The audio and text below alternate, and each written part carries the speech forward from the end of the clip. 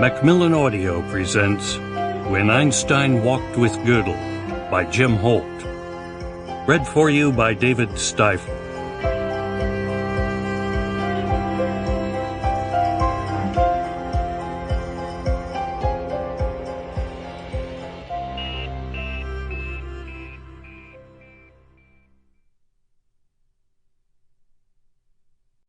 Preface.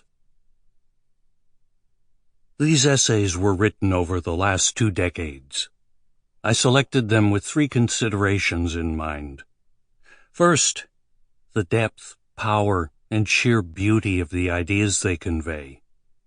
Einstein's theory of relativity, both special and general, quantum mechanics, group theory, infinity and the infinitesimal, Turing's theory of computability and the decision problem, Gödel's incompleteness theorems, prime numbers and the Riemann zeta conjecture, category theory, topology, higher dimensions, fractals, statistical regression and the bell curve, the theory of truth.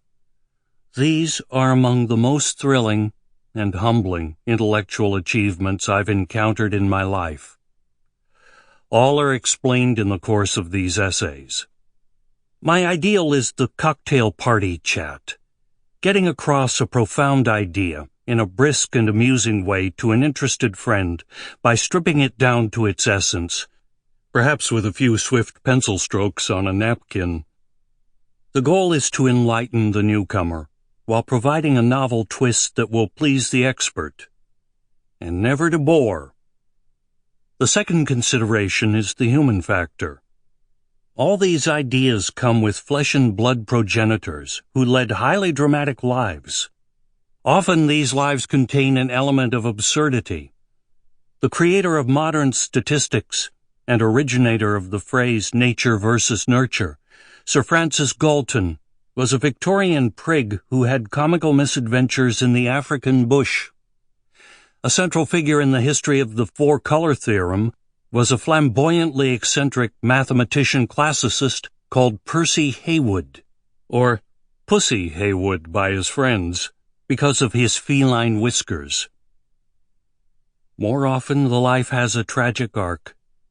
The originator of group theory, Évariste Galois, was killed in a duel before he reached his 21st birthday.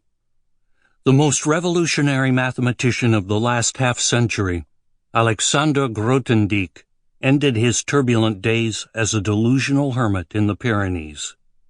The creator of the theory of infinity, Georg Cantor, was a Kabbalistic mystic who died in an insane asylum. Ada Lovelace, the cult goddess of cyberfeminism and namesake of the programming language used by the U.S. Department of Defense, was plagued by nervous crises brought on by her obsession with atoning for the incestuous excesses of her father, Lord Byron. The great Russian masters of infinity, Dmitry Egorov and Pavel Florensky, were denounced for their anti-materialist spiritualism and murdered in Stalin's gulag.